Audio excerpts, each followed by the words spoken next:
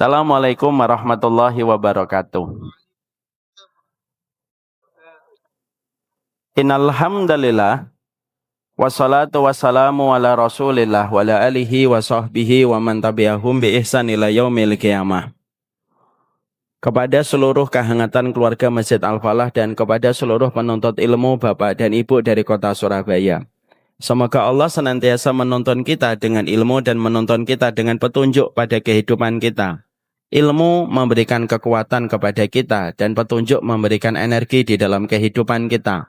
Kalau bukan karena ilmu dan bukan karena petunjuk, maka kita tidak akan bisa memiliki energi untuk menyelesaikan setiap masalah dan setiap ujian yang kita hadapi di dalam kehidupan. Kita ngaji bukan karena kita pengangguran. Kita ngaji bukan karena kita tidak punya kegiatan. Kita ngaji karena kita tahu prioritas besar di dalam kehidupan itu harus dengan ilmu, supaya ilmu membebaskan kita dari banyak blind spot yang ada pada kehidupan kita. Biasanya kehidupan manusia berbenturan dengan banyak masalah, berbenturan dengan banyak problematika. Bukan karena Allah yang senantiasa membenci kita, bukan. Tapi ketika kita mendapatkan banyak ujian, disebabkan karena kita tidak pernah mempelajari ilmu, sampai akhirnya kehidupan kita membenturkan kita dengan banyak masalah di dalam kehidupan. Kalau saya tidak bisa melihat telinga saya dan belakang kepala saya, kecuali dengan cermin, itulah yang disebut dengan blind spot. Itu pula yang kita jumpai dalam kehidupan. Banyak perkara yang tidak bisa kita lihat dengan akal kita, tidak bisa kita lihat dengan mata kita, tapi hanya bisa dilihat oleh Allah. Dan Allah memberikan petunjuk kepada kita supaya kita mempelajarinya, supaya kita tidak berbenturan dengan banyak masalah di dalam kehidupan. Laki-laki kalau tidak sibuk dengan ilmu, biasanya akan sibuk dengan hobinya, dan mungkin akan sibuk dengan urusan syahwatnya. Naudzubillah min dzalik. Perempuan kalau tidak sibuk dengan ilmunya, maka dia akan sibuk dengan perasaannya.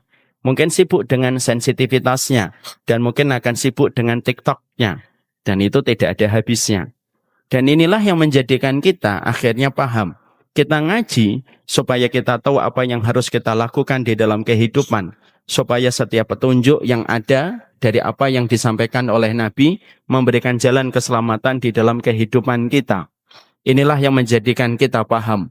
Ada satu permintaan yang selalu konsisten Nabi itu meminta setiap hari. Sebelum matahari menghangatkan bumi. Permintaan Nabi setiap waktu sebelum matahari menghangatkan bumi adalah permintaan Nabi ketika Nabi senantiasa memohon kepada Allah supaya beliau diberikan ilmu. Imam Ibnu Hajar berkata, tidak ada para nabi kecuali mereka qanaah dalam segala sesuatu yang Allah berikan kepada mereka. Tapi para nabi tidak qanaah dalam satu hal. Ketika mereka tidak pernah qanaah terhadap ilmu yang mereka peroleh kecuali mereka meminta supaya ditambahkan oleh Allah. Makanya doanya Nabi Musa mencerminkan betapa besarnya hajat Nabi Musa dan para nabi terhadap ilmu. Ketika doanya Nabi Musa adalah Rabbi zidni ilma, untuk menunjukkan kepada kita betapa besarnya kebutuhan kita kepada ilmu. Makanya maaf ibu-ibu, kalau ada orang yang nanti berkomentar kepada ibu, mengatakan kepada ibu, Mbak, aku ini pusing deh ngeliatin kamu ngaji terus, pagi ngaji, sore ngaji. Maka katakan kepada orang yang berkomentar semacam itu, aku lebih pusing ngeliatin kamu tidak pernah ngaji. Karena sesungguhnya surga itu identik dengan ilmu, sebagaimana ikan identik dengan airnya. Kita ngaji bukan karena kita pengangguran. Kita ngaji karena kita ingin mengetahui petunjuk di dalam kehidupan kita, supaya kehidupan kita tidak mengalami banyak masalah, dan kita tahu bagaimana membebaskan blind spot yang ada pada kehidupan kita. Kalau kita sudah tahu ilmu, maka kita tahu ketika kita menggenggam harta. Kalau kita tahu ilmu, kita tahu apa yang harus kita lakukan ketika kita menjadi seorang ibu. Kalau kita tahu, maka sesungguhnya kita akan memahami apa yang harus kita lakukan ketika kita menjadi seorang bapak. Ilmu memberikan kepada kita penerang yang menjadikan kita tidak mengalami kebuntuan di dalam kehidupan. Inilah yang menjadikan kita berharap semoga kita disibukkan dengan ilmu setiap waktunya dan setiap saatnya. Tentunya ilmu yang kita harapkan bukan sembarangan ilmu, Tapi ilmu yang kita harapkan adalah ilmu yang memberikan kepada kita kelembutan hati. Supaya ilmu yang kita peroleh tidak menjadikan kita terpolarisasi sebagai umatnya Nabi Muhammad Sallallahu Alaihi Wasallam. Komitmen kita kepada tauhid jelas, komitmen kita kepada sunnah jelas. Tetapi komitmen kita tetap kepada persaudaraan itu merupakan perkara yang juga sama pentingnya. Semoga setiap ilmu yang kita peroleh tidak menambah musuh di antara umatnya Nabi Muhammad Sallallahu Alaihi Wasallam. Karena sesungguhnya hari ini polarisasi di antara umatnya Nabi Muhammad itu nyata adanya. Dan semoga kita tidak termasuk yang ikut terseret dalam polarisasi di antara umatnya Nabi Muhammad Sallallahu Alaihi Wasallam. Ilmu yang kita pelajari menjadikan kita tetap menghangatkan persaudaraan. Ilmu yang kita kaji harusnya tetap untuk mencari saudara dan tidak menikmati setiap permusuhan dan pertikaian. Jangan menikmati permusuhan gara-gara ilmu yang kita dapatkan. Karena tidak ada yang menikmati permusuhan kecuali adalah syaitan. Dan semoga kita tidak menjadi setan dalam bentuk manusia.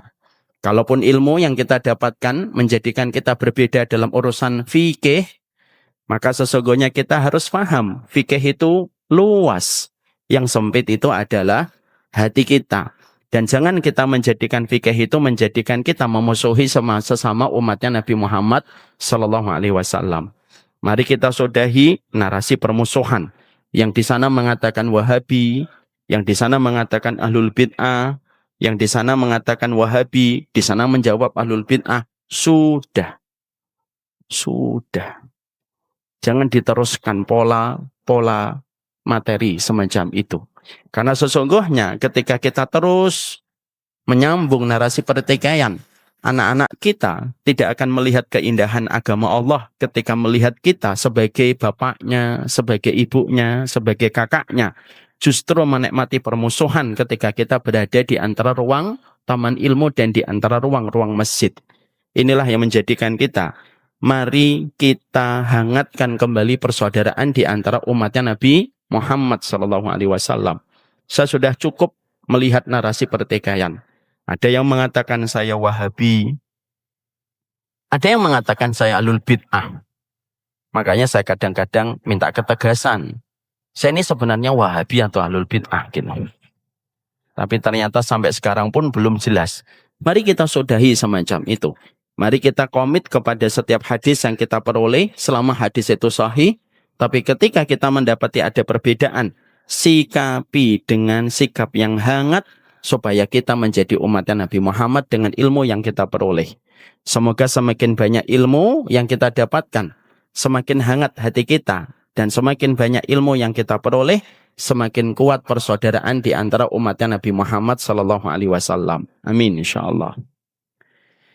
Alhamdulillah, tentunya senantiasa kita bersyukur kepada Allah setiap waktu dan setiap saatnya. Karena setiap kenikmatan yang Allah berikan kepada kita tiada terhingga. Kurikulum hati kita di dalam menjalani kehidupan itu ada 3. Sabar tanpa tepi, syukur tanpa syarat, dan ridho tanpa batas. Dan kita bersyukur atas setiap apapun yang Allah berikan di dalam perjalanan kehidupan kita. Syukur tidak menjanjikan kuantitas, tapi pastinya syukur itu memberikan kepada kita kualitas. Dan kita terus bersyukur kepada Allah setiap waktunya atas setiap anugerah dan setiap karunia yang Allah berikan kepada kita. Takaran Allah tidak pernah salah. Yang salah itu terkadang adalah hati kita yang kurang bersyukur kepadanya dalam setiap kenikmatan yang Allah berikan di dalam kehidupan kita. Semoga kita menjadi hamba yang bersyukur kepadanya, karena ketika kita bersyukur kepada Allah, kualitas yang kita dapatkan di dalam kehidupan, Allah akan memberikan kepada kita ketenangan dan Allah pastinya akan memberikan kepada kita kelapangan. Ketenangan dan kelapangan tidak akan kita peroleh dan tidak akan kita dapatkan sampai betul-betul kita bersyukur kepadanya dalam setiap urusan di dalam kehidupan kita. Marilah kita bersyukur kepadanya. Bukan sebagaimana anak kecil ketika berterima kasih kepada bapak dan ibunya. Karena sesungguhnya kalau kita melihat anak kecil, polanya anak kecil kalau berterima kasih kepada orang tuanya, itu adalah ketika anak kecil mendapatkan hadiah dari orang tuanya. Kalau dia mendapatkan hadiah, dia berterima kasih. Tapi kalau dia tidak mendapatkan hadiah, dia tidak berterima kasih. Walaupun dia dibangunkan, dibuatkan sarapan, digendong, diantar ke sekolah, biasanya anak tidak pernah mengatakan terima kasih karena menganggap itu merupakan bagian dari kewajiban kita. Dan terkadang mereka memandang itu hal yang biasa. Tapi biasanya anak kecil kalau mereka diberikan hadiah, barulah mereka itu berterima kasih. Kita ini bersyukur kepada Allah sebagaimana anak kecil. Kalau kita mendapatkan apa yang kita minta kepada Allah dikabulkan, barulah kita bersyukur. Tapi kalau kita mendapati doa kita belum terkabul, maka kita jarang bersyukur kepada Allah. Ini merupakan syukurnya anak kecil. Makanya kita bersyukur walaupun terkadang doa kita belum dikabulkan. Bersyukurlah kepada Allah. Karena sesungguhnya terkadang Allah belum memberikan kepada kita, doa-doa kita dikabulkan. Itu tidak boleh mengurangi kesyukuran kita kepada Allah, karena terkadang doa kita yang belum dikabulkan oleh Allah, itu ada dua alasan. Apa alasan pertama? Alasan yang pertama, karena terkadang doa kita belum dikabulkan oleh Allah, karena apa yang kita minta, itu tidak baik untuk kita pada kehidupan kita di masa mendatang. Ilustrasinya, ibu minta garam, tapi Allah tidak memberikan garam. Kenapa Allah tidak memberikan garam padahal Allah mampu memberikan kepada ibu garam sesuai dengan apa yang ibu berdoa? Karena Allah ingin menyelamatkan ibu dari hipertensi. Bapak minta gula, tapi Allah tidak memberikan gula kepada bapak. Kenapa? Bukan karena Allah tidak mau memberikan gula kepada kita. Bukan. Tapi sejatinya Allah ingin menyelamatkan kita dari diabetes di masa mendatang. Makanya kalau kita bersyukur hanya karena doa kita dikabulkan, dan kalau doa kita belum dikabulkan kita tidak bersyukur, berarti syukurnya kita kayak anak kecil. Tapi kita bersyukur kepadanya walaupun doa kita belum dikabulkan, karena kita tahu kalau doa kita belum dikabulkan, itu pun di dalamnya ada banyak kebaikan. Maaf ya Pak, kadang-kadang Allah mencintai kita dengan tidak mengabulkan permintaan kita, supaya kita terhindar dari berbagai macam kerusakan dan berbagai macam mara bahaya dalam kehidupan kita di masa mendatang. Contoh nyata, anak saya nomor 6, saya harus ngitung dulu. Anak saya nomor 6, saya ajak beliau sekarang. Anak saya nomor 6 itu suka sekali makan permen. Setiap hari kalau saya memberikan kepadanya permen 2 bungkus yang gede, pasti habis. Tapi saya tidak pernah memberikan permen itu dan ibunya tidak pernah memberikan permen sebanyak itu setiap hari. Justru saya memberikan permen kepada anak saya nomor 6 hanya 1 permen. Itu pun hari Sabtu. Nah ini hari jatahnya dia makan permen. Itu pun hari Sabtu saja.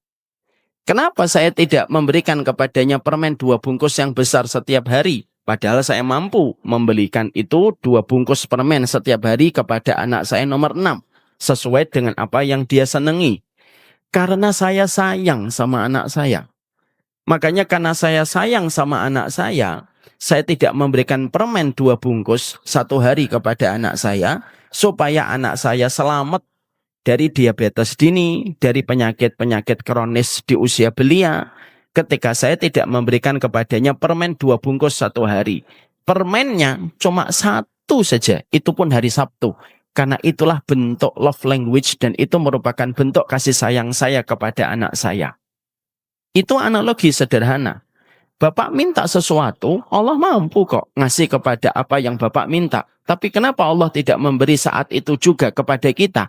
Karena apa yang kita minta bisa jadi di dalamnya ada kerusakan. Allah mampu nggak memberikan kepada ibu apa yang ibu minta? Saat ini juga mampu. Semua resolusi yang ibu miliki tahun 2025 semuanya dikabulkan oleh Allah. Mampu. Tapi kenapa Allah tidak mengabulkan permintaan kita? Karena Allah justru mencintai kita. Karena permintaan kita mungkin di dalamnya ada kerusakan dan Allah menunjukkan love language-nya dengan tidak memberikan kepada kita apa yang kita minta supaya kita selamat dari berbagai macam kerusakan. Makanya maaf, bisa jadi Bapak minta mobil listrik dari semenjak awal tahun 2025. Tapi Allah tidak memberikan kepada Bapak mobil listrik. Karena mungkin Allah tahu, Bapak kalau punya mobil listrik nanti kalau hujan, kesetrum nanti. Sehingga akhirnya Allah tidak memberikan kepada kita apa yang kita inginkan supaya kita terhindar dari berbagai macam kerusakan. Jangan suudzon kepada Allah. Pilihan Allah itu selalu lebih baik daripada pilihan kita. Ini yang pertama. Yang kedua, kenapa Allah tidak mengabulkan permintaan kita supaya kita mudah bersyukur, Ustaz? Yang kedua, kadang-kadang Allah belum mengabulkan permintaan kita. Yang kedua, karena terkadang Allah akan memberikan kepada kita apa yang kita minta pada waktu yang tepat. Karena memberikan sesuatu butuh waktu yang tepat. Karena kalau memberikan sesuatu di waktu yang kurang tepat, maka pemberian itu kurang bermakna. Contoh, ada salah satu di antara bapak dan ibu nelpon saya di daerah Bekasi. Ustadz, daerah Bekasi panas atau hujan? Panas, Pak. Ya sudah, Ustadz. Saya dan driver saya sedang mengirimkan minuman wedang ronde, Ustadz, kepada Ustadz. Tolong diterima ya, Ustadz. Saya ketika nutup telepon mikir, panas-panas dikirimin wedang ronde gitu. Kelihatannya beliau butuh diruqyah ini. Ya tetap saya terima, tetapi sukacita yang saya rasakan itu sangat berkurang. Tapi beda rasanya kalau satu waktu tiba-tiba bapak dan ibu nelpon saya ketika saya di Bekasi. Walaupun ini tidak pernah kejadian ya, contoh aja. Ustadz di Bekasi, iya. Cuacanya panas atau hujan deras, Ustadz? Hujan deras. Ya sudah, Ustadz. Driver saya sedang menuju rumahnya. Ustadz, saya mengirimkan wedang ronde. Kira-kira nikmat atau tidak nikmat? Nikmat. Kadang-kadang Allah itu belum memberikan apa yang kita minta tahun 2025 ini. Bukan karena Allah tidak mampu. Tapi karena Allah mengatur bahwasanya tahun 2025 mungkin tidak tepat memberikan apa yang kita minta. Mungkin tahun 2026 lebih tepat. Kenapa Allah tidak memberikan kepada kita sekarang garam sesuai dengan yang kita minta? Mungkin hipertensinya ibu lagi tinggi. Kenapa Allah tidak memberikan kepada saya gula saat ini juga padahal saya minta resolusinya tahun 2025 itu gula? Mungkin diabetesnya Bapak lagi tinggi. Sehingga Allah menunggu waktu yang tepat untuk memberikan itu kepada kita ketika kita betul-betul bersabar terhadap apa yang Allah berikan kepada kita. Inilah yang menjadikan kita jangan bersyukur hanya karena permintaan kita dikabulkan. Dan jangan ngurangin syukur hanya karena permintaan kita belum dikabulkan oleh Allah. Bersyukurlah kepada Allah setiap waktunya dan setiap saatnya. Syukur tidak menjanjikan kuantitas, tapi pastinya syukur memberikan kepada kita kualitas di dalam perjalanan hidup. Bukan bahagia yang menjadikan kita bersyukur, tetapi sesungguhnya bersyukurlah yang menjadikan kita tenang dan lapang di dalam kehidupan kita. Semoga kita menjadi di antara hamba-hamba yang bersyukur kepada Allah dalam setiap waktu dan setiap saat. Amin insyaallah. Bapak dan Ibu yang semoga Allah rahmati dan Allah berkahi. Ketika kita menjalani kehidupan kita, tentunya kehidupan kita segala sesuatu pasti ada intinya. Dan segala sesuatu itu ada sumbernya pada perkara yang kita lihat pada perjalanan hidup kita. Kalau kita memiliki mobil, intinya mobil itu pada mesin. Dan intinya mesin pada bahan bakar. Itu yang disebut dengan inti. Sama pula ketika kita mendapati ada gadget, ada laptop.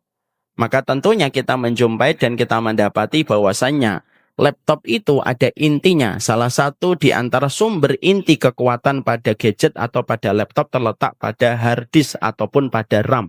Itulah yang disebut dengan inti dan sumber di dalam perjalanan hidup kita. Sama pula pada kehidupan orang beriman, maka sesungguhnya ada intinya. yaitu ketika kita melihat Ka'bah. Ka'bah itu disebut bagian dari inti kehidupan orang beriman. Ketika kita sholat, kita menghadap ke arah kiblat. Dan ketika kita berdoa, kita pun berdoa menghadap ke arah kiblat. Itulah yang disebut dengan sumber kekuatan dan itulah yang disebut dengan inti di dalam kehidupan. Sama pula di dalam kehidupan kita.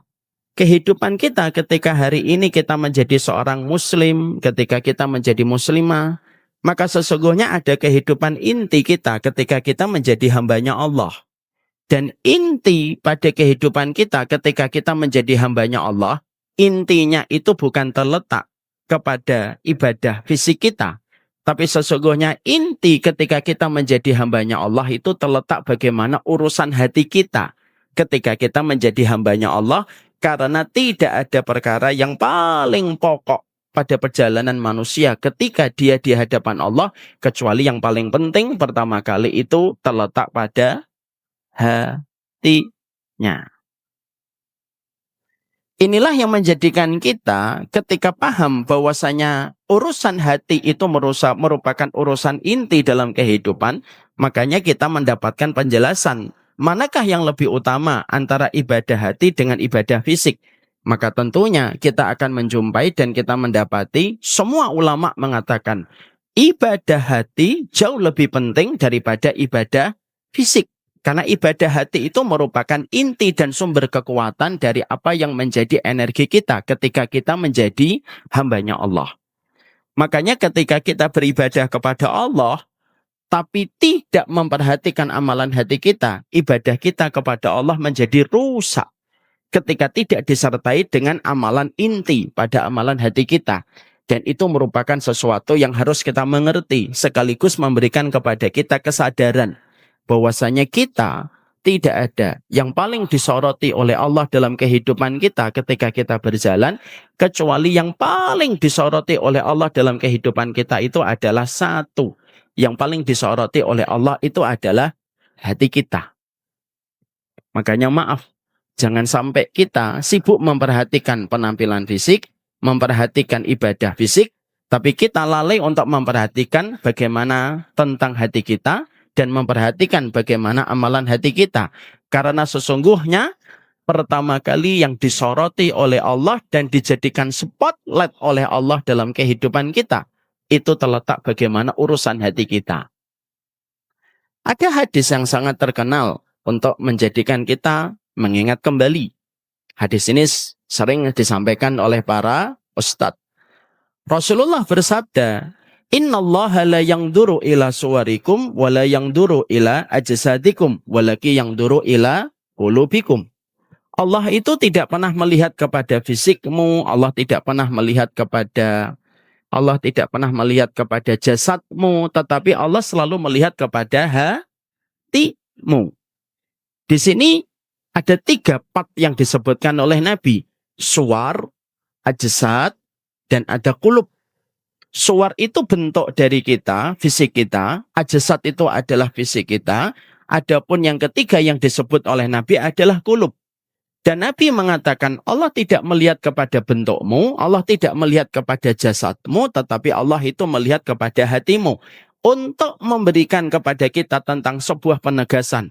Tidak ada yang paling penting, kecuali yang paling penting dalam kehidupan kita adalah urusan hati.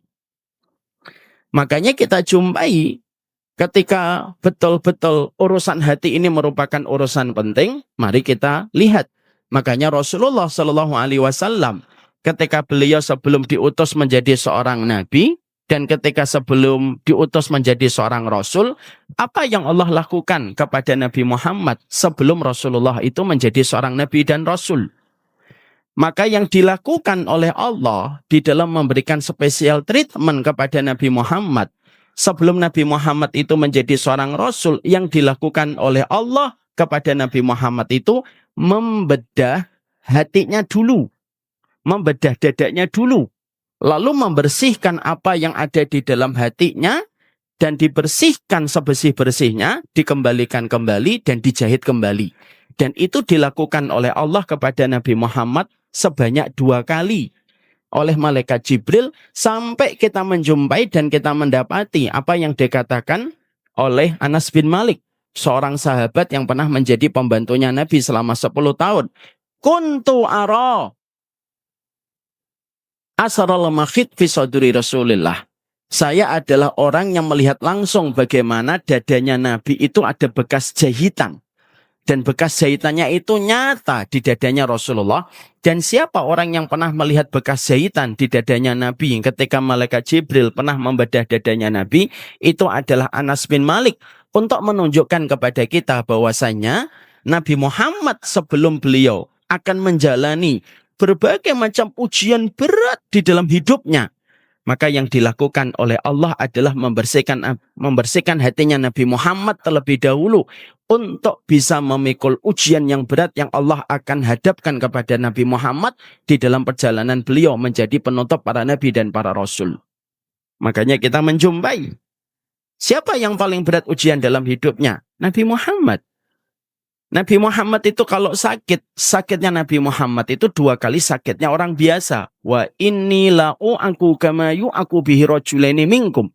Saya ini kalau sakit, maka sakitnya aku 2 kali sakitnya orang biasa.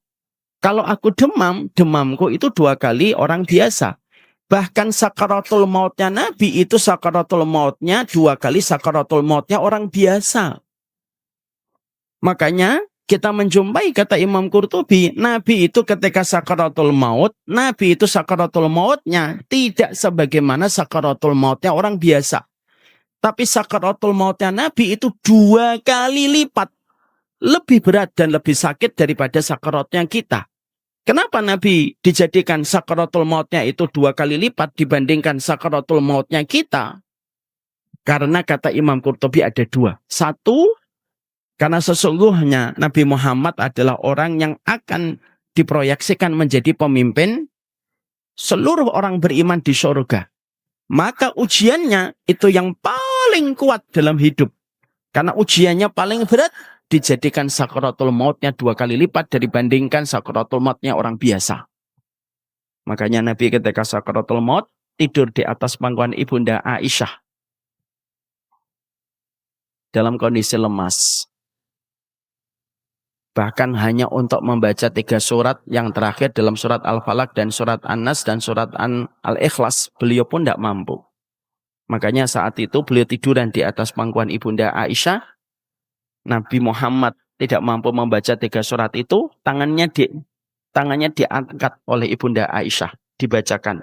Qul huwallahu ahad, qul a'udzu birabbil falaq, qul a'udzu birabbin nas. Masing-masing surat itu 3 kali. Setelah dibacakan 3 kali, ditiupkan oleh Ibunda Aisyah. Setelah itu diusapkan ke bagian tubuhnya Nabi Muhammad dan Nabi diam. Makanya Nabi Muhammad meninggalnya di atas pangkuan Ibunda Aisyah di depan Fatimah radhiyallahu anha. Kenapa Nabi Muhammad sedemikian beratnya dalam kehidupan ini? Itulah yang menjadikan Nabi Muhammad ketika telah dinobatkan menjadi orang yang paling berat ujian dalam hidupnya, itulah yang menjadikan Nabi Muhammad itu dibersihkan dulu hatinya. Untuk menunjukkan kepada kita bahwasanya urusan hati itu merupakan urusan primer.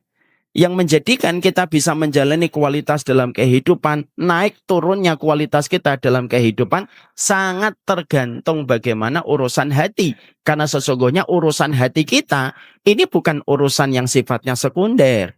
Urusan hati itu merupakan urusan primer, yang tidak boleh dipandang sebelah mata, tidak boleh dianggap biasa, karena sesungguhnya urusan hati, dia merupakan komponen paling utama yang paling disorot oleh Allah setiap waktunya.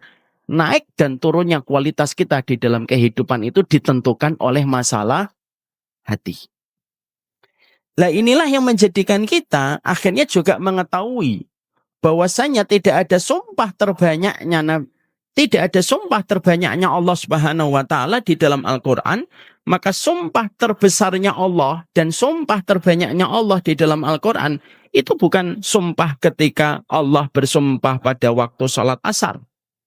Tapi sumpah terbesarnya Allah Subhanahu wa taala dan sumpah terbanyaknya Allah di dalam Al-Qur'an itu sumpahnya Allah ketika di dalam surat Asy-Syams, yaitu ketika Allah bersumpah untuk memberitahukan kepada kita tentang keberuntungan bagi siapapun di antara hamba-hambanya yang mampu menjaga urusan hatinya. Qad aflaha man zakkaha. Bahwasanya Allah itu sampai bersumpah sampai 8 hingga 11 kali. Tidaklah sumpah sebanyak itu Allah sampaikan di dalam Al-Quran untuk bisa menegaskan kembali kepada kita dan memberikan kesadaran kepada kita bahwasanya tidak ada persoalan yang paling besar di dalam kehidupan manusia kecuali berkaitan tentang penjagaan manusia tentang masalah hati. Karena memang masalah hati itu bukan masalah yang bisa dianaktirikan.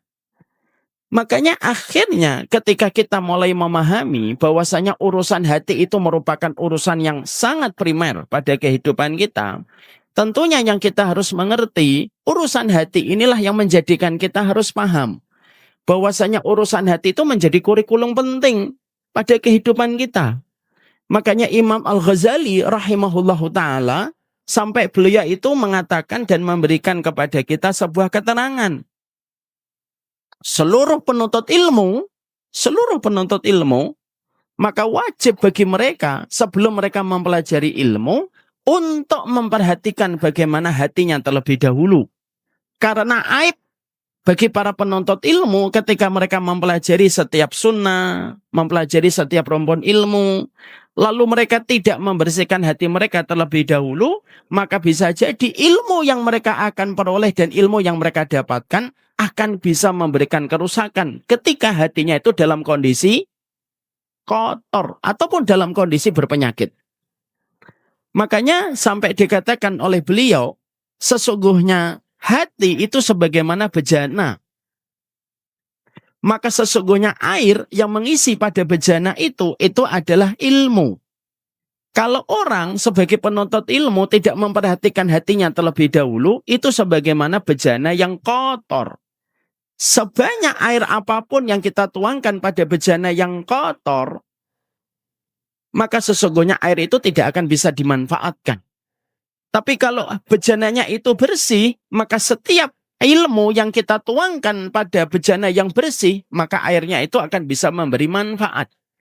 Dan sesungguhnya kita sebagai penuntut ilmu, kita sebagai penuntut ilmu biasanya masalahnya kita itu bukan pada ilmunya.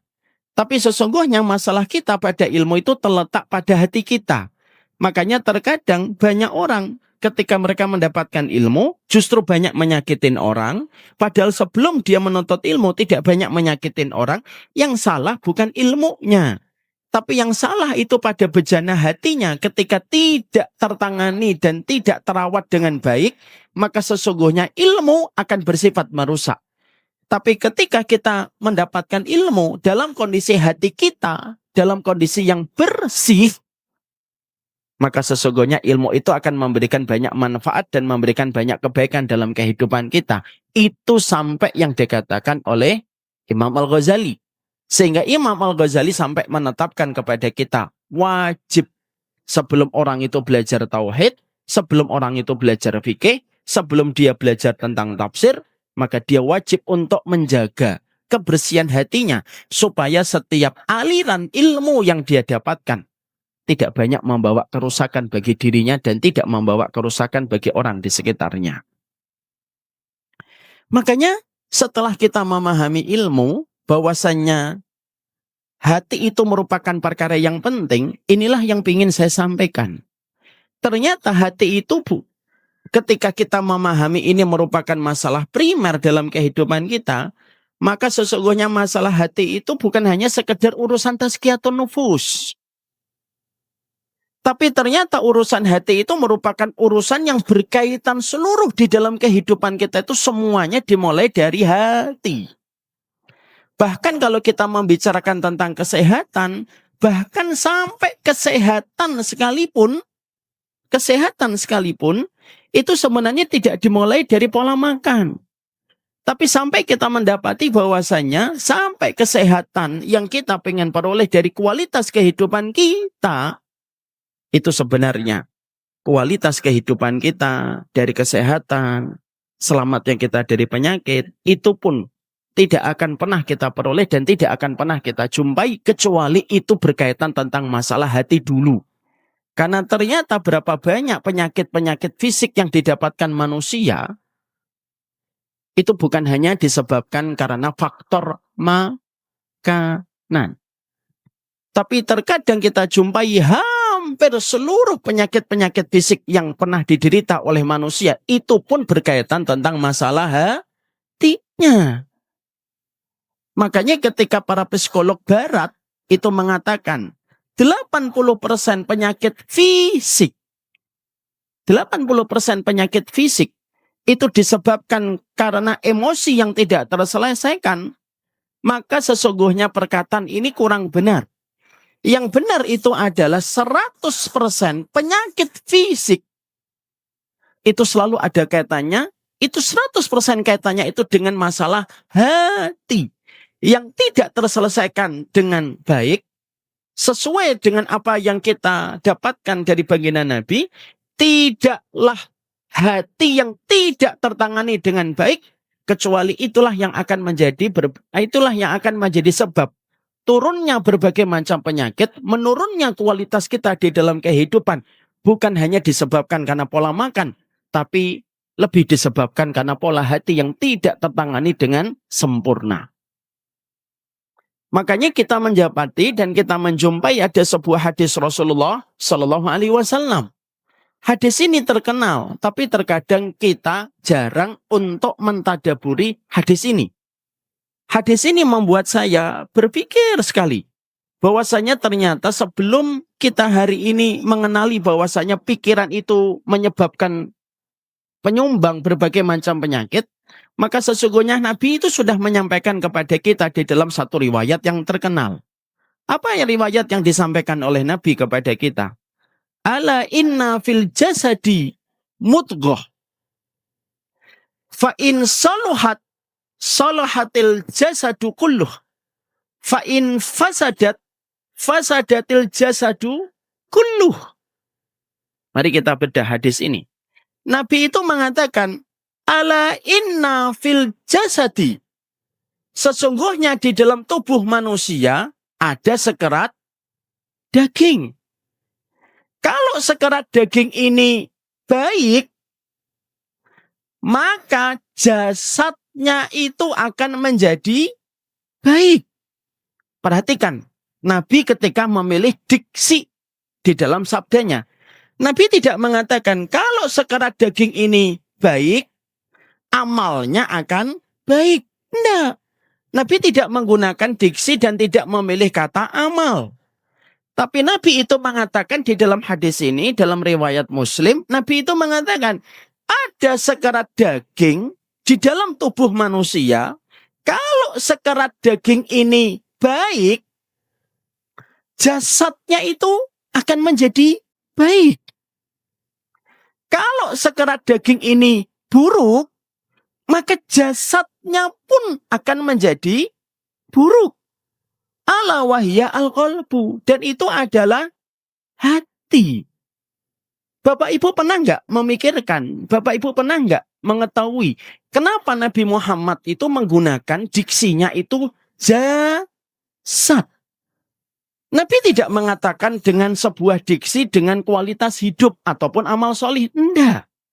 Tapi Nabi itu mengatakan kalau sekerat dagingmu ini baik, jasadmu itu akan baik. Maka mana yang disebut dengan jasad? Tangan ini bagian dari jasad. Kepala bagian dari jasad. Hati bagian dari jasad. Liver bagian dari jasad. Jantung bagian dari jasad. Lambung, ginjal, itu semuanya merupakan bagian dari jasad. Dan yang menarik adalah ketika Nabi mengatakan adalah kalau sekerat daging itu baik, maka livermu baik, lambungmu baik, jantungmu baik, ginjalmu akan baik. Sebagaimana ketika Rasulullah lalu melanjutkan, kalau sekerat daging ini buruk, Kalau sekerat daging ini buruk, yang bernama hati ini buruk, maka yang lain pun akan menjadi rusak. Jasad itu akan menjadi rusak. Kalau hati kita itu dalam kondisi rusak, kotor, penuh dengan penyakitnya, maka sesungguhnya liver itu akan menjadi rusak, jantung menjadi rusak, lambung akan menjadi rusak, peredaran darah pun akan menjadi rusak. Kapan? Kalau sekerat daging itu rusak. Dan sekerat daging itu adalah hati. Hadis ini lalu memberikan kepada kita pencerahan. Ternyata selama ini kita menganggap bahwasannya kesehatan itu selalu melulu tentang pola makan dan obat. Dan kita tidak pernah membicarakan tentang masalah hati. Padahal pertama kali yang menyumbang penyakit dalam kehidupan kita, itu ternyata kalau kita kembalikan kepada hadis Nabi, ternyata penyumbang pertama terjadinya penyakit-penyakit fisik yang tumbuh pada fisik kita dan tubuh kita, itu ternyata dimulai dari urusan hati. Kalau hatinya itu membawa beban dan hatinya tidak pernah bersih, maka sesungguhnya yang akan merasakan akibatnya. Livermu akan mendapatkan akibatnya, jantungmu akan mendapatkan akibatnya, ginjalmu akan mendapatkan akibatnya. Dan ternyata yang disebutkan oleh Nabi dalam hadis ini membuka mata kita. Ternyata pertama kali yang rusak itu jasad. Jadi di sini saya ingin untuk menyampaikan kepada diri saya, oh ternyata tazkiyatun nafas itu bukan masalah, ternyata masalah hati itu bukan hanya masalah tazkiyatun nafas. Ternyata masalah hati itu bukan hanya tentang masalah ketika kita mendengar nama Kim. Tapi ternyata masalah hati itu merupakan masalah kurikulum di dalam kehidupan kita, bahwasanya kurikulum seorang mukmin di dalam kehidupan itu pertama kali seiring dia memperbaiki urusan sholat, seiring dia memperbaiki urusan umrohnya, seiring dia memperbaiki urusan hajinya, tidak ada tugas terberat bagi kehidupan seorang mukmin kecuali adalah dia harus mensucikan hatinya. Karena semua yang ada di pikirannya, semua yang ada di jiwanya, itu semuanya diproduksi di sebuah organ tubuh yang bernama hati. Sehingga akhirnya semua penyakit itu selalu berurusan dengan hati. Makanya akhirnya saya bisa memahami kalau kita sering sakit lalu datang ke dokter. Sebelum dokter itu memberikan kepada kita obat. Dan sebelum dokter itu memberikan kepada kita suntikan untuk mengobati penyakit kita. Apa yang sering dikatakan dokter kepada kita? Dokter itu biasanya mengatakan kepada kita, jangan stres ya Bu. Jangan depresi. Jangan terlalu mikir sesuatu. Jangan terlalu mikir terlalu banyak. Nanti kalau kita jawab ngeyel. Terserah saya dok. Gitu. Nanti dokternya juga akan ngomong. Terserah mati juga nggak apa-apa Bu. Gitu.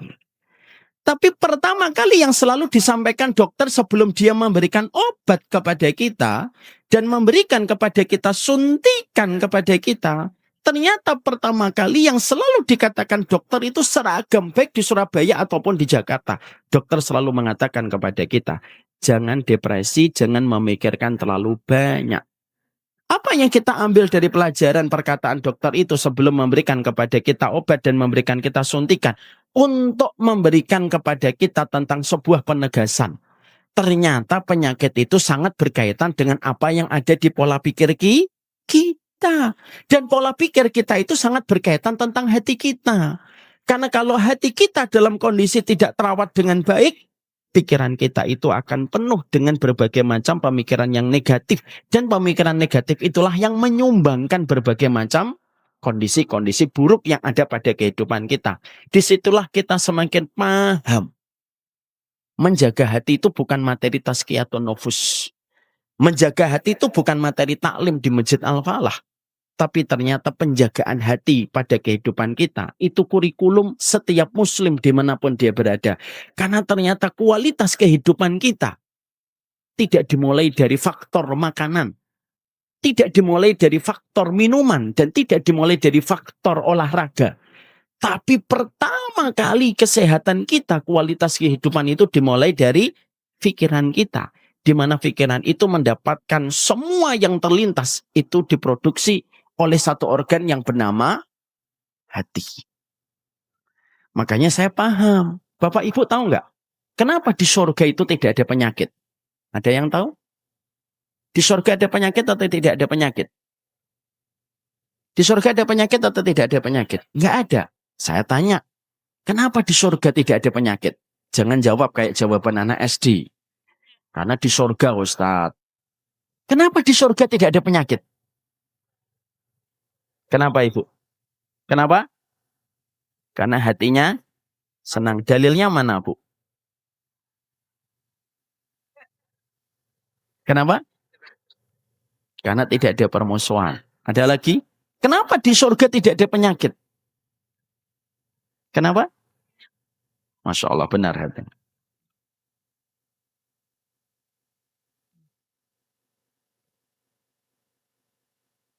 Hadiah buat Anda.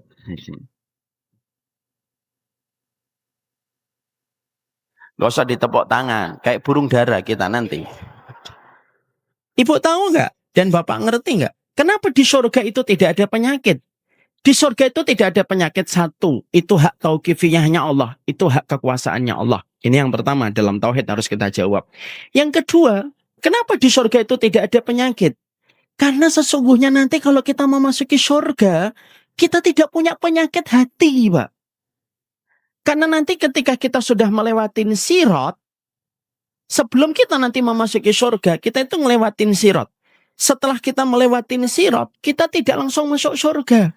Surga itu pintunya ada 8. Pintu sholat, pintu puasa, pintu sedekah, pintu jihad, pintu ridho, pintu aiman, pintu memaafkan.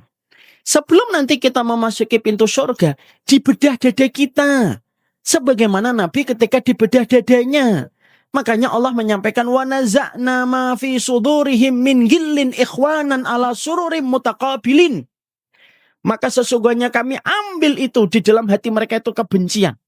Sehingga orang nanti ketika memasuki surga bukan hanya hilang ingusnya, bukan hanya hilang kencingnya, bukan hanya hilang kotorannya, sampai penyakit hati pun hilang.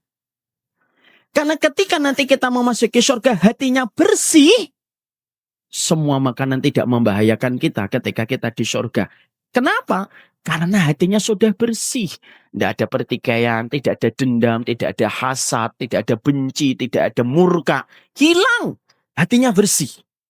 Makanya itulah kenapa penjelasan logisnya. Kenapa di surga tidak ada penyakit? Hatinya bersih. Makanya maaf, suami istri itu nanti kalau sudah ketemu di surga, tidak ada lagi pertengkaran. Makanya kalau nanti ada sebuah dialog, "Pak, mau kemana?" "Mau ketemu bidadari." Lalu istrinya menjawab, "Hati-hati ya Pak, itu tidak akan terjadi di Surabaya. Itu hanya terjadi di surga." Sampai rasa cemburu pun yang itu bisa menjadi beban hati, itu dicabut oleh Allah.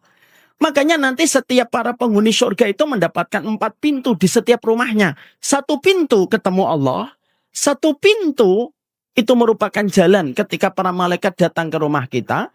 1 pintu di mana para pelayan-pelayan itu memasuki rumah kita. 1 pintu merupakan pintu ketika kita akan bertemu dengan bidadari.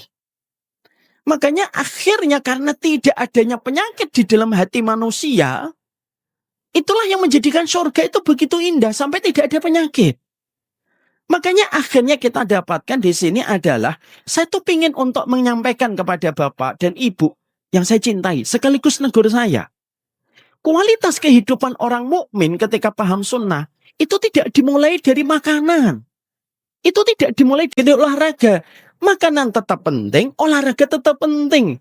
Tapi ketika kita memperhatikan pola makan kita dan memperhatikan pola olahraga kita, tapi hati kita penuh dengan dendam, benci, lalu penuh dengan ketidakridhoan, marah sama takdir.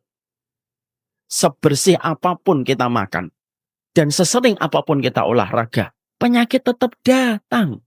Kenapa? Karena apa yang ada di dalam hati berdampak kepada fisik. Itulah kenapa sunnah itu merupakan rumpun yang diajarkan Nabi kepada kita. Itu untuk mengkondisikan hati kita. Yang paling dominan dari ajaran sunnah itu bukan urusan sholat. Tapi yang paling dominan dalam urusan sunnah itu adalah bagaimana Nabi itu mengkondisikan hati kita setiap waktunya.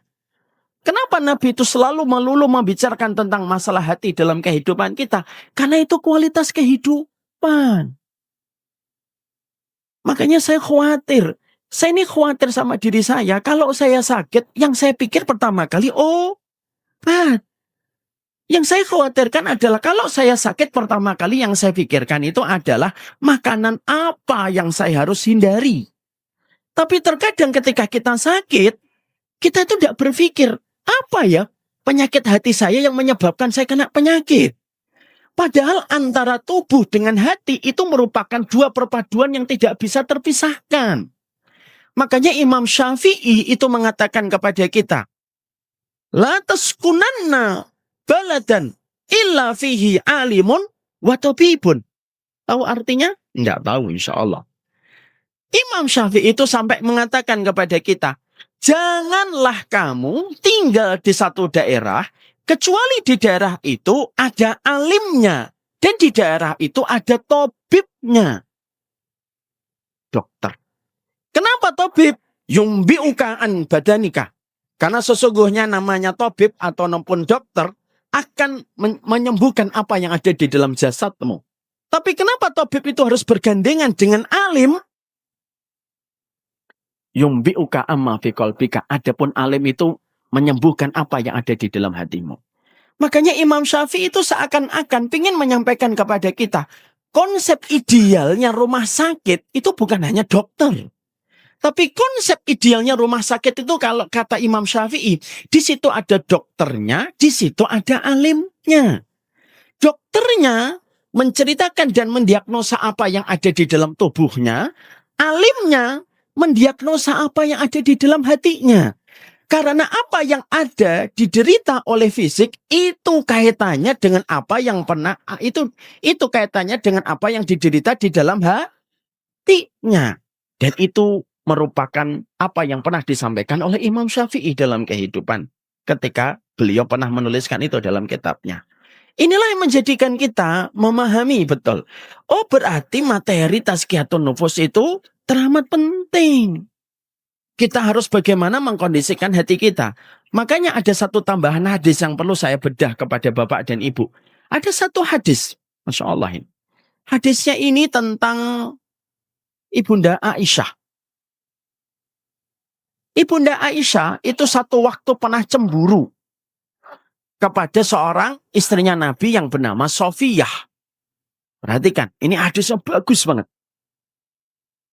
Maka pada saat itu Nabi sedang ngomong tentang Sofiyah. Ketika Nabi sedang ngomong tentang Sofiyah, Nabi bercerita tentang Sofiyah, tiba-tiba Nabi Shallallahu Alaihi Wasallam lagi ngomong tentang Sofiyah, Ibunda Aisyah cemburu. Lalu Ibunda Aisyah itu berkata, hasbuk min Sofiyah ya Rasulullah. Sudah ya Rasulullah, omongannya tentang Sofiyah itu sudah. Ngomong Sofiyah terus. Kenapa ibu-ibu ketawa? Sabar ya Pak. maka Ibunda Aisyah itu ngomong hasbuk min Sofiyah. Sudah ya Rasulullah, ngomong tentang Sofiyahnya sudah. Lalu bukan hanya ngomong itu, tiba-tiba Ibunda Aisyah bercoloteh di ujungnya mengatakan, innaha qasirah. Sofiyah itu perempuan pendek ya Rasulullah.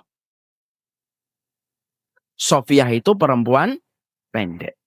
Ketika Nabi Muhammad mendengar istrinya Aisyah sudah berkomentar tentang fisik, lalu mengatakan Ibunda Sofiyah itu pendek, dan itu sudah menggambarkan dendamnya Ibunda Aisyah kepada Sofiyah, Lihat Rasulullah. Yang Rasulullah biasanya diem, sabar, biasanya juga meresponnya pelan-pelan terhadap cemburunya istrinya. Tapi pada momen ini ketika Ibunda Aisyah sampai mengatakan Ibunda Sofiyah pendek, perhatikan apa yang dikatakan Rasulullah. Nabi langsung tegas ngomongnya. Ya Aisyah tuh, lau mujizat, lakot kulti, bi kalimatin, lau mujizat bima'il bahr, lama zazat. Maka Nabi ketika Ibunda Aisyah ngomong, Sofiyah itu perempuan pendek. Ini cermin dari bencinya Ibunda Aisyah kepada Sofiyah. Maka seketika Nabi itu mengatakan, wahai Aisyah, ucapanmu ini kalau dibebankan kepada lautan dan dicelupkan kepada lautan, ucapanmu akan membuat lautan itu menjadi hitam. Disebabkan oleh ucapanmu. Masya Allah. Padahal kita tahu berapa juta galon dan liter yang ada di lautan itu. Mari kita bedah Bapak dan Ibu. Kenapa Nabi tidak mengatakan, wahai Aisyah, ucapanmu kalau dibebankan kepada gunung, gunung pecah.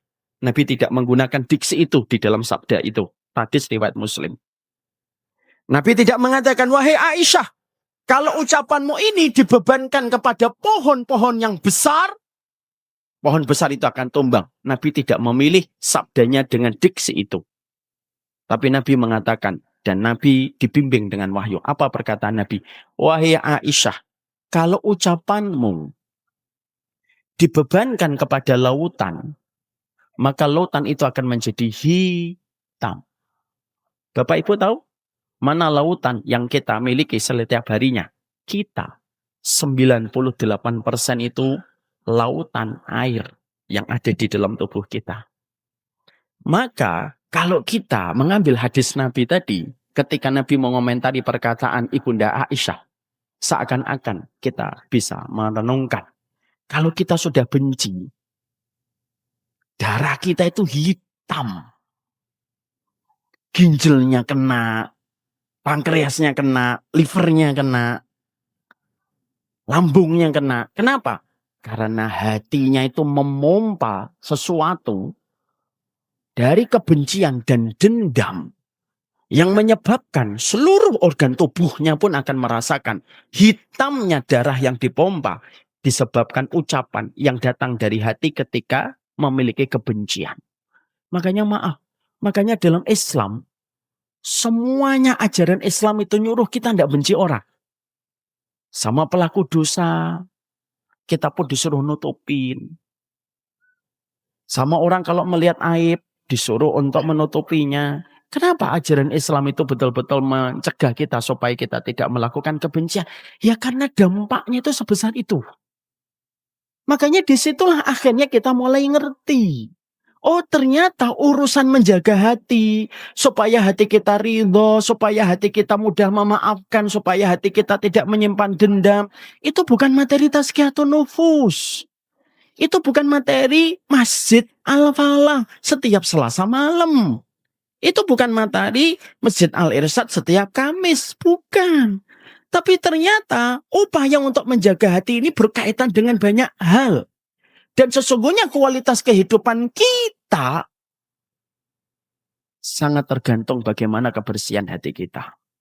Dan itulah yang menjadikan Nabi sampai mengatakan, wahai Aisyah, kalau ucapanmu dicelupkan ke lautan, karena kamu sudah dendam sama Sofiyah, kalau lautan itu dicelupkan dengan perkataanmu, maka perkataanmu akan menjadi hitam. Disebabkan ucapan yang pernah kamu katakan. Dan itu sudah menggambarkan kepada kita. Hati itu berkaitan dengan banyak perkara di dalam kehidupan kita. Inilah yang menjadikan kita memahami atimu lan uripmu itu memang betul. Jadi ternyata ketika dalam penjagaan kita pada kualitas kehidupan itu sangat terletak bagaimana upaya untuk menjaga hati kita. Makanya betul. Perkara yang primer yang harus selalu kita miliki setiap waktunya di dalam kehidupan kita, itu adalah penjagaan kepada hati. Makanya maaf ya, saya ketika pernah nyampaikan materi tadi, Saya pernah tanya kepada dokter. Dokter itu saya tanya, "Dok, apa ya beban hati yang paling berdampak pada kesehatan fisik?" Maka para dokter itu mengatakan, "Ustaz tahu nggak? Apa beban hati yang sangat berdampak pada penyakit fisik?" Dendam. Dendam itu ngerusak, Ustaz. Dendam itu ngerusak jantung, dendam itu ngerusak liver, dendam itu ngerusak ginjal. Itu semuanya ketika seseorang itu memiliki penyakit dendam. Akhirnya saya bisa paham. Makanya kenapa salah satu pintunya surga itu apa? Pintu memaafkan. Pintu surga itu ada 8, Ibu dan Bapak. Pintu sholat, pintu puasa, pintu sedekah, pintu jihad, pintu ridho, pintu aiman. Pintu aiman itu pintu 70.000 yang masuk surga tanpa hisab. Terus pintu tobat. Yang ke-8, pintu memaafkan. Kenapa kok tiba-tiba nyempil pintu memaafkan? Pintu sholat kita paham, pintu puasa kita paham, pintu sedekah kita paham, pintu jihad kita paham. Tapi kenapa ada pintu memaafkan? Karena ternyata pintu memaafkan itu, karena siapapun yang mereka itu belajar untuk menjaga hatinya. Salah satu penjagaan amalan hati itu memaafkan. Dia akan mendapatkan surga di dunia dan pastinya akan mendapatkan surga dalam kehidupan di akhirat ketika dia sudah belajar untuk memaafkan. Ada satu kisah, Pak, untuk menggambarkan tentang apa yang saya sampaikan ini supaya kita semakin mengerti betapa butuhnya kita kepada penjagaan hati. Saya pernah ngisi daurah di daerah Sumatera Barat bersama dengan Ustadz Zaidul Akbar dan Ustadz Budi Azhari. Ada seorang tabib, orang yang paham tentang kesehatan, yang beliau itu tiba-tiba manggil saya pada saat ketika kami lagi makan. "Ustadz, sini Ustadz." Lalu diceritakanlah sebuah kisah nyata. Saya ingin nyampaikan karena saya belum sempat untuk memberikan kepada panitia. Supaya kita memahami. Kalau ada yang bisa ngelihat, bisa kelihatan? Izinkan saya menerangkan sebentar. Pegang dulu Bapak. Ada seorang laki-laki, ini diceritakan oleh seseorang yang kami panggil dengan panggilan Cikgu. Semoga Allah merahmati ilmunya beliau. Beliau mengatakan kepada saya, "Ustadz, saya sampaikan kisah nyata, Ustadz. Nanti sampaikan kepada halayak umatnya Nabi Muhammad." Siap. Beliau mengatakan, ada seorang laki-laki yang menderita infeksi di bawah telinganya. Di sini, kelihatan itu? Yang paling kiri, sebelah atas, itu pertama kali ketika tiba-tiba radang, iritasi kulitnya. Lalu lama-lama parah, dan infeksi. Puncaknya, baris pertama paling kanan, berlubang. Ya, jazakallahu khair. Maka pada saat itu, rumah sakit di daerah Sumatera Barat sudah tidak bisa lagi untuk menangani beliau.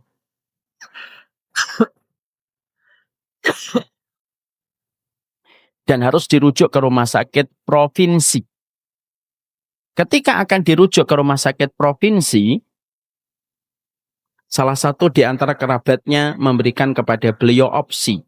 Kita tetap optimal ke rumah sakit provinsi, tetapi kalau bisa kita ketemu orang lain juga sebagai second opinion. Supaya nanti kita punya pandangan lain. Akhirnya beliau ketemu dengan seorang cikgu, atau kami memanggilnya tabib itu cikgu. Dalam kondisi lehernya sudah parah sebelah kanan. Ketika ketemu, cikgu ini beliau adalah pakar atau mungkin ahli medis non kedokteran, yang beliau itu selalu yakin bahwasanya apapun penyakit fisik ada hubungannya dengan masalah hati dulu. Itu sebagaimana Imam Ibnu Qayyim. Imam Ibnu Qayyim, Pak, bukan hanya seorang ulama, tapi Imam Ibnu Qayyim itu juga seorang tabib. Dan ketika Imam Ibnu Qayyim mendiagnosa penyakit yang orang datang kepadanya, selalu Imam Ibnu Qayyim itu berkata dulu apa yang dirasakan hatinya sebelum mengobati fisiknya. Cikgu ini Sama, beliau mempraktekkan yang sama. Ketika datang, ditanya, Bapak punya dendam? Enggak. Bapak punya dendam? Enggak. Enggak. Ditanya lagi, Bapak punya dendam enggak? Enggak. Kalau Bapak memang tidak punya dendam, harusnya enggak sakit semacam ini. Saya tanya lagi, Bapak punya dendam enggak? Ingat ya Pak, pengobatan itu bukan dari luar. Yang paling efektif, pengobatan itu datang dari hati kita dulu. Pengobatan dari luar itu hanya bersifat membantu. Tetapi pengobatan itu datang dari dalam. Karena Allah sudah membuatkan kepada kita piranti-piranti di dalam tubuh kita yang bisa memberikan kesehatan dan obat kalau ada penyakit hadir di tubuh kita. Tapi hatinya yang harus diselesaikan dulu. Ditanya lagi, Bapak punya dendam enggak? Lalu seketika nangis sang bapak. Ini nangis.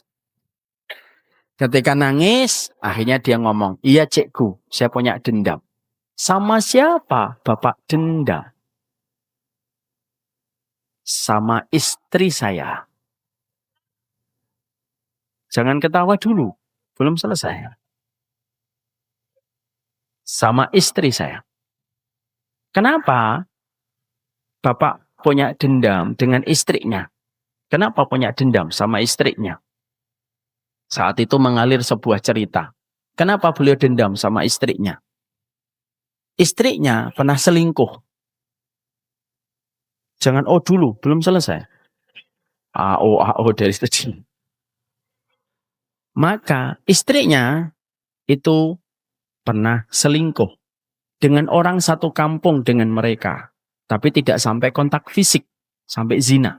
Enggak sampai. Cicat, terus-terusan. Sebenarnya istrinya sudah betul-betul bertaubat.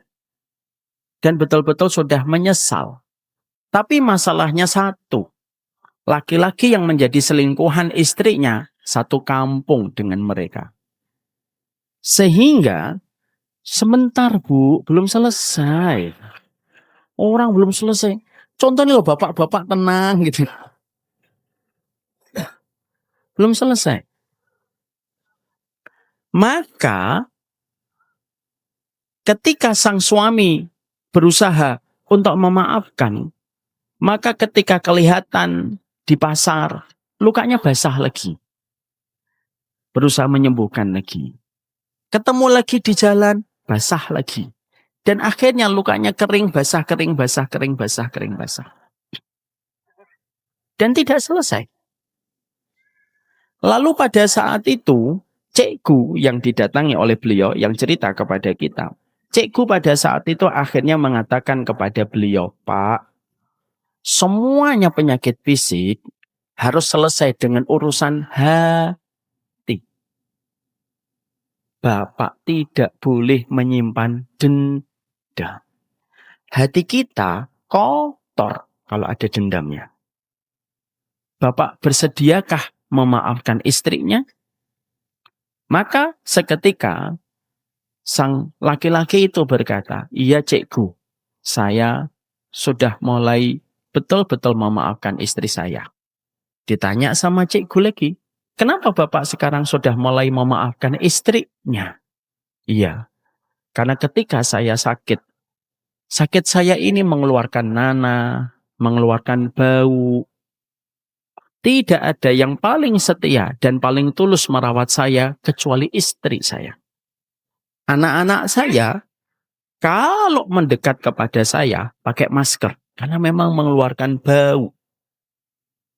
Tamu-tamu dari teman-teman kantor saya, kalau mereka menjenguk saya, mereka menjenguknya dari jauh. Dan memang saya suruh karena saya merasa sungkan kalau mereka mencium bau saya.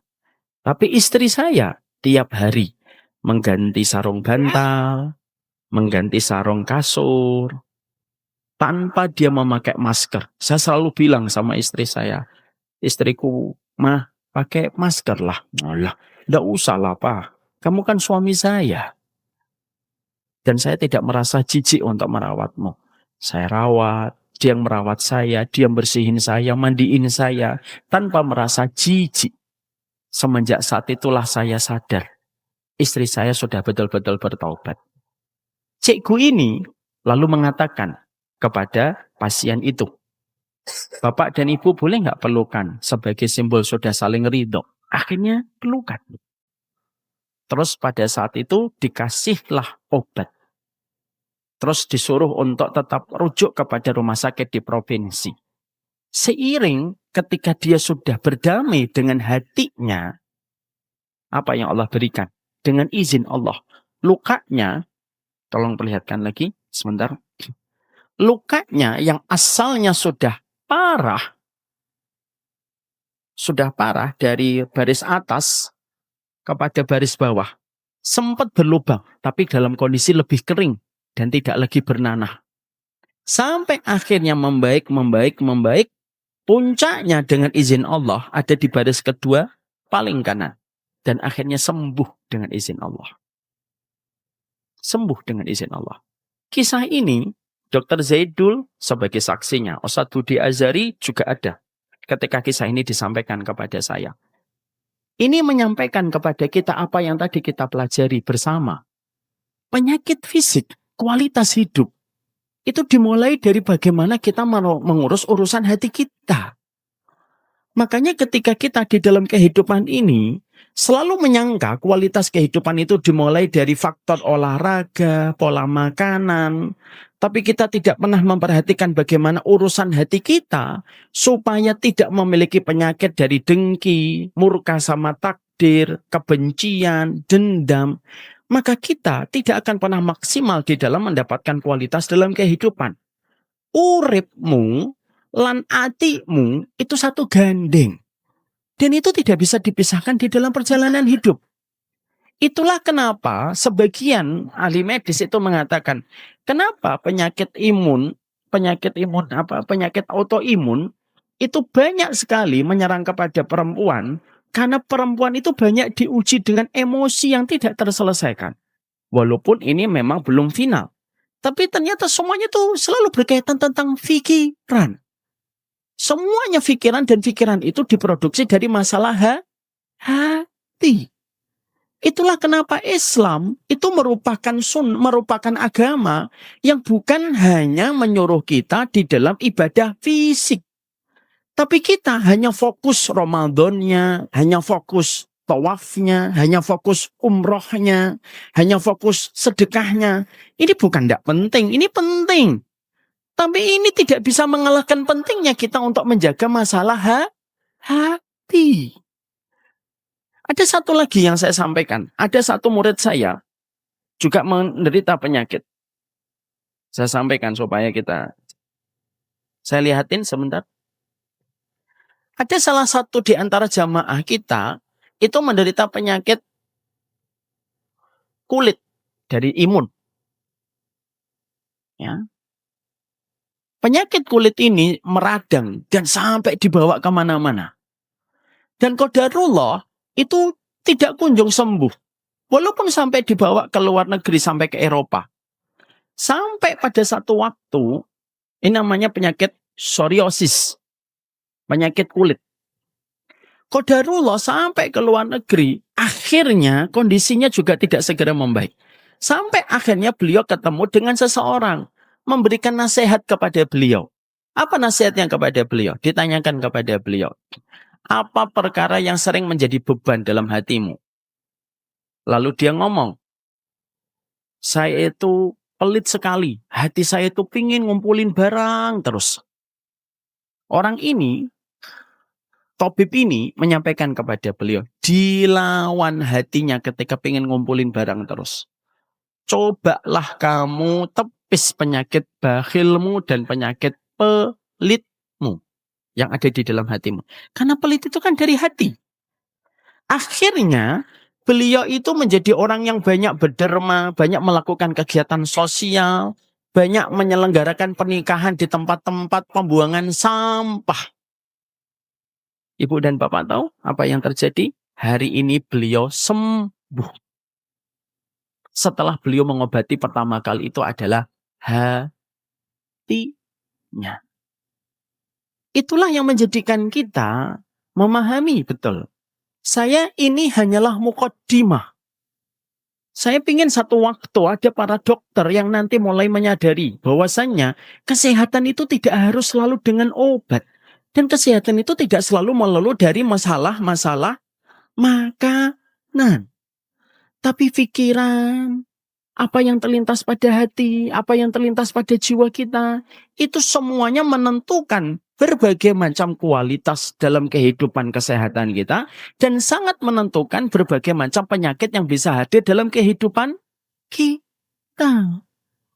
Lah kita ini kadang-kadang ketika darah tinggi yang kita salahkan garam. Ketika darah tinggi yang kita salahkan apa? Kikil. Ketika kita dalam kondisi darah tinggi yang kita salahkan itu apa? Daging. Memang betul. Itu juga harus dihindari. Karena itu merupakan bagian dari pantangan. Untuk tidak berlebih-lebihan. Tapi yang paling penting itu kan bukan di situ. Ada mungkin dengki. Ada mungkin dendam. Ada mungkin ketidakridhaan kepada takdir. Ada mungkin di antara ibu yang tidak pernah memaafkan suaminya. Gara-gara suaminya lupa bawa martabak 5 tahun yang lalu. Semuanya itu bisa terjadi dan akhirnya apa yang dirasakan di dalam hati itulah yang berdampak kepada pikiran kita. Dan itulah yang akan mempengaruhi darah-darah kita. Makanya ada namanya emotional eating. Ada orang terkadang makanannya mungkin agak sedikit kelewatan. Tapi hatinya bersih, itu jauh lebih baik. Itu jauh lebih baik. Daripada orang yang makanannya makanan organik, tidak makan yang macam-macam, tidak makan gorengan dan segala macamnya, tapi ketika makanannya sehat, emosionalnya tidak sehat. Hatinya dendam, hatinya penuh dengan kebencian, hatinya penuh dengan dengki, hatinya tidak pernah selesai dalam masalah dia bersyukur kepada Allah. Maka walaupun makanannya itu sehat, pola olahraganya cukup, tapi ketika dia emosionalnya itu datang dari hatinya itu berantakan, itu malah justru lebih besar kemungkinan terkena penyakit dibandingkan orang yang pertama. Mungkin makanannya agak sedikit berlebihan, tapi hatinya bersih. Makanya orang yang paling dimuliakan oleh Allah dalam kehidupan kita, siapa? Orang yang paling dimuliakan oleh Allah itu orang yang bersih hatinya. Orang yang paling dimuliakan oleh Allah itu siapa? Orang yang nggak menyimpan dendam. Orang yang paling dimuliakan oleh Allah itu apa? Orang yang paling ridho. Orang yang paling tawakal. Karena pada dasarnya ketika kita telah menjalani hidup kita dengan amalan hati, lalu hati kita tidak terkena dampak penyakit-penyakit hati kita, maka fisik kita tidak terkena dampak dari penyakit hati.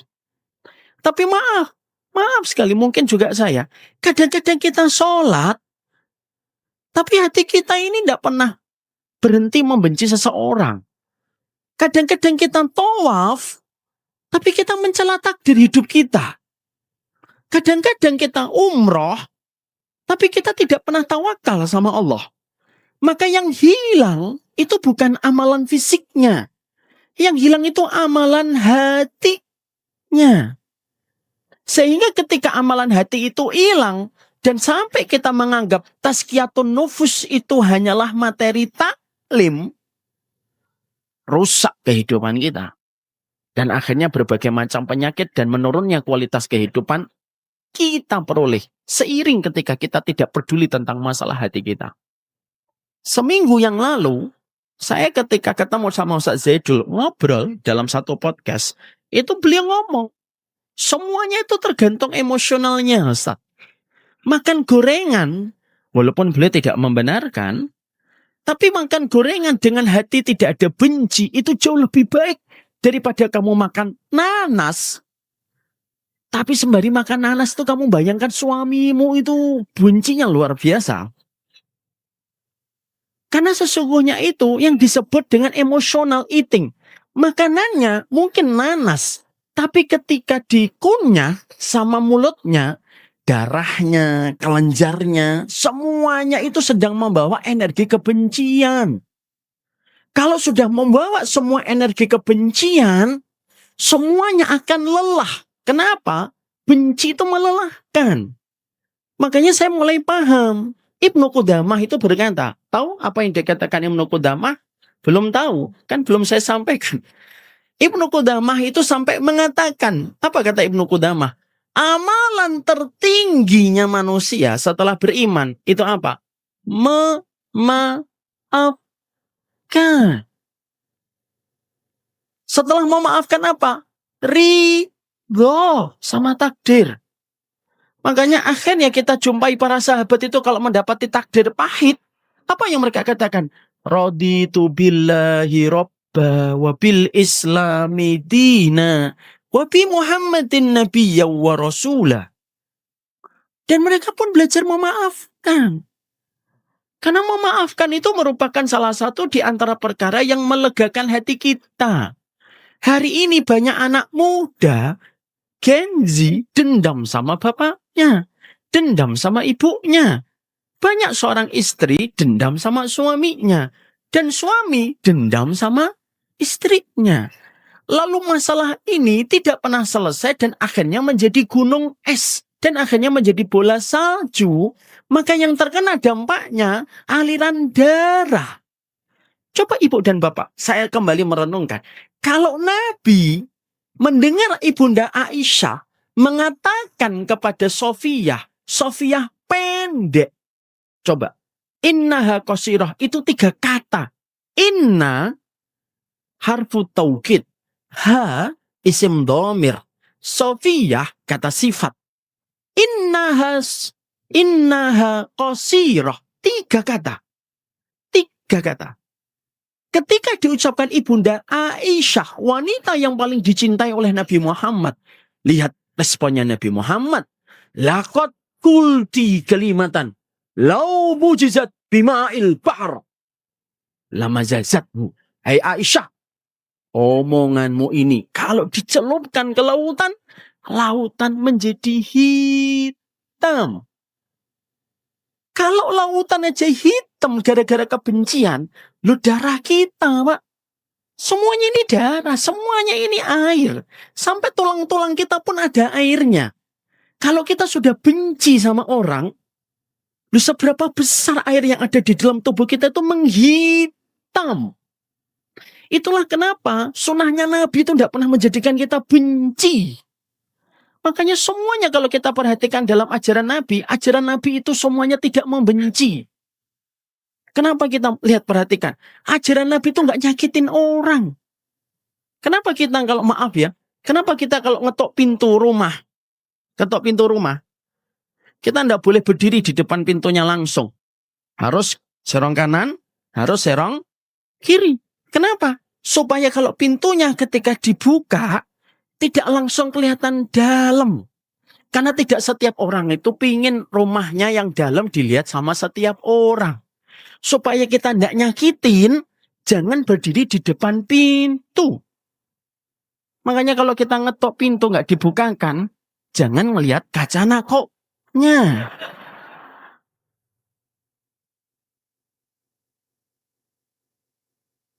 Supaya nggak ada kebencian. Perhatikan. Sampai ajaran Islam itu kayak gitu. Supaya tidak ada yang saling membenci di antara kita. Saya ngomong lagi. Boleh nggak kita kalau bertiga, dua orang berbisik, yang satunya nggak diajak berbisik? Boleh nggak? Nggak boleh. Walaupun yang 2 ini nyetor surat An-Naba. Yang satu nggak diajak. Nggak boleh. Kenapa nggak boleh? Karena supaya tidak nyakitin yang ketiga.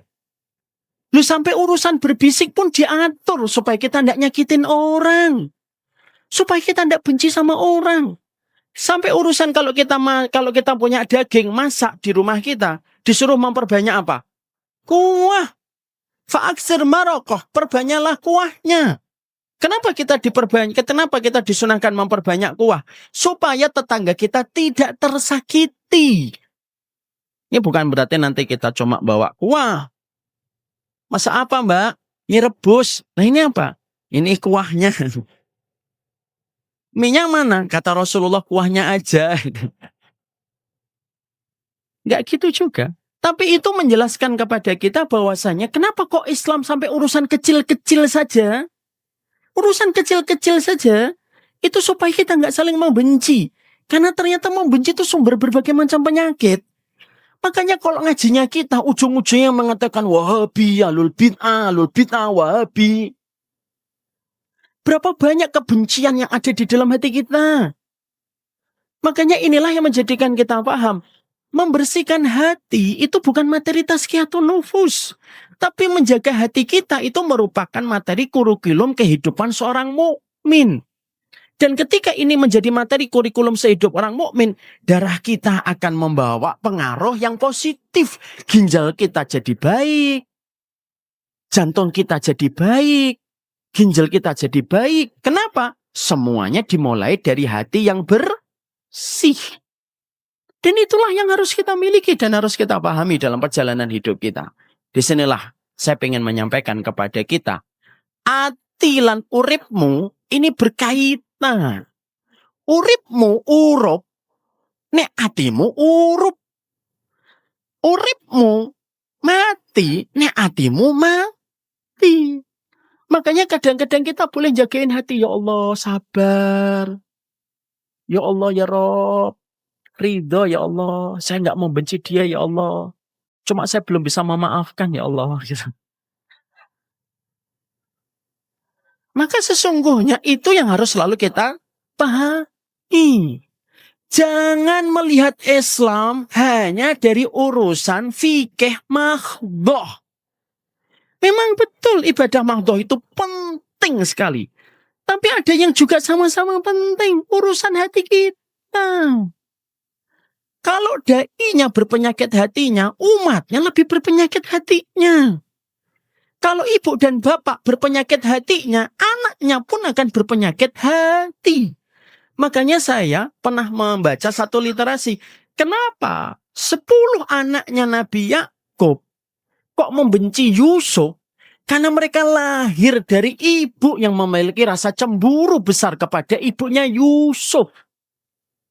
Lu sampai penyakit hati itu secara genetik bisa nurun kepada keturunan kita. Makanya kenapa seorang wanita itu di dalam surat Al-A'raf 58 diumpamakan oleh Allah dengan kata tanah. Karena semuanya bermula dari tanah. Kalau di sini subur, anaknya subur. Kalau di sini gersang, anaknya gersang. Wal baladu thayyibu yakhruju nabatuhu bi'idni rabbih. Walladzi khabusa la yakhruju illa nakida. Allah itu mengumpamakan ibu, Pak, ini saya sampaikan. Allah itu mengumpamakan perempuan sebagaimana tanah. Tanah yang subur mengeluarkan tanaman yang menyenangkan. Tanah yang tidak subur mengeluarkan tanaman yang menyengsarakan. Makanya yang dirasakan oleh seorang wanita itu turun kepada anak. Makanya maaf, kalau ada seorang ibu, kok dia depresi, dan pernah berniat untuk aborsi anaknya, biasanya nanti ketika anaknya lahir, anaknya pasti akan rapuh dan rentan untuk mati bunuh diri. Semuanya terbentuk, semuanya berkaitan dalam hidup itu. Hidup itu sebagaimana lembaran buku. Halaman 50 berkaitan dengan halaman 30. Halaman 30 berkaitan dengan halaman 15. Halaman 15 berkaitan dengan halaman 5. Itu saling berkaitan. Kalau buku tidak bagus, halaman 30 tidak ada kaitannya dengan halaman 20. Itu buku nggak bagus. Kalau buku saja semuanya berkaitan, semua ini berkaitan. Kita tidak boleh menganggap jantung itu tidak ada hubungannya dengan hati. Berarti kita ini liberal. Kita tidak boleh menganggap bahwasanya urusan liver tidak ada hubungannya dengan hati. Gimana sih urusan liver jantung dekatnya dengan hati kok? Semuanya ini berkaitan. Sama seorang perempuan itu berkaitan tentang lahirnya satu anak. Makanya ada seorang dokter yang pernah ngomong ke saya. Dan ini alhamdulillah ini saya tutup ya. Karena bapak-bapak panitia sudah ngelirik dari saya dari tadi. Cuma saya kan hatinya lapang dan tidak menyimpan dendam. Ada seorang dokter itu cerita ke saya, Ustadz tahu gak? Secara genetik, Kalau ada seorang perempuan pingin aborsi anaknya nanti rentan untuk mati bunuh diri. Ah masa dok? Iya. Jazakallah khair informasinya. Satu waktu Bu, sekitar 2 bulan yang lalu Bapak. Saya tiba-tiba habis kajian, ada anak muda. Kelas 3 SMP, berarti kelas 9. Tiba-tiba habis pengajian itu datangin saya. Lalu nanya, Ustadz mau nanya. Saya tanya, ada apa dek? Sama siapa kesini? Sama mama. Umur berapa? 15. Oh sama dengan anaknya Ustadz yang nomor 3. Harus dihitung. Ini anak banyak itu gitu Pak. Anak 3. Nah, saat itu, terus dia ngomong, Ustadz, kenapa ya? Kok saya itu dikit-dikit pengen mati bunuh diri? Dikit-dikit pengen mati bunuh diri. Terus dia menyisingkan bajunya. Saya ini self-harm. Suka menyakiti dengan, silet. Ibu tahu? Silet. Terus kalau saya lagi ada masalah dengan siapapun, saya tuh selalu pengen mati bunuh diri di dalam kamar. Kenapa ya Ustadz? Apakah saya perlu diruqyah? Selalu kan jawabannya ruqyah semuanya. Padahal tidak semuanya harus diruqyah. Tidak semuanya jin. Kadang-kadang kitanya juga. Mungkin jin juga lama-lama sebel. Dikit-dikit saya. Dikit-dikit saya yang disalahin. Terus, karena saya baru mendapatkan informasi dari seorang dokter, saat itu saya langsung nanya, maaf nak, kesini sama siapa? Sama mama. Mamanya ada atau enggak? Ada Ustadz. Boleh nggak ketemu mamahnya sebentar? Boleh. Dia langsung panggil, Mah. Mamanya datang. Bu, anaknya baru saja nanya. Terus saya minta, nak, boleh nggak pergi sebentar? Boleh Ustadz. Saya nanya sama beliau di depan orang banyak. Saya nanya, Bu, maaf. Anaknya ibu katanya pengen cepat-cepat pengen gampang mati, pengen mati bunuh diri. Iya Ustadz. Dia itu lagi bertengkar sama saya, nutup pintu terus ngomong dalam kamar, saya pengen mati bunuh diri aja gitu. Nah, sama, ibunya punya kesimpulan. Apa perlu diruqyah ya Ustadz gitu? Enggak lah ibu, saya bilang. Lalu saya sampaikan sama beliau pertanyaan. Maaf Bu, boleh saya nanya sesuatu? Boleh Ustadz. Apakah ibu ketika pas mengandung beliau pernah terlintas untuk aborsi? Pertanyaan saya, Pak, membuat beliau terdiam. Lalu nangis. Nangis. Terus saya bilang, Bu, kalau memang tidak berkenan menjawab, gak ada masalah. Gak apa-apa Ustadz, apakah jawabannya sangat menentukan, apakah jawabannya bisa memberi jawaban tentang kondisi anak saya? Insya Allah Bu, saya lagi mendapatkan satu ilmu, makanya saya mencoba menanyakan ini kepada ibu. Akhirnya ibu itu ngomong, iya Ustadz, beberapa kali ketika saya mengandung anak ini, beberapa kali saya pengen aborsi karena ada masalah berat yang saya hadapi. Perhatikan. Keinginan ibunya aborsi 15 tahun yang lalu terekam pada diri seorang anak. Jadi semuanya itu berkaitan. Jadi kalau ginjal kita di sini, Pak, nggak ada hubungannya dengan hati, berarti kita liberal. Oh, urusan jantung, urusannya dengan ini nomor 2-nya. Urusan pertamanya pasti dari hati dulu. Semuanya itu bermula dari hati. Dan itulah yang menjadikan kita paham. Kenapa Allah selalu melihat hati kita sebelum Allah melihat apapun dalam kehidupan kita. Semoga Allah merahmati kita dan memberikan kebaikan dalam setiap kehidupan kita. Ini sudah ditulis Ustadz 10 menit lagi Ustadz. Ini pun sudah 15 menit yang lalu. Semoga Allah memberikan kebaikan untuk kita, memberikan kebaikan kepada keluarga besar dari Masjid Al-Falah.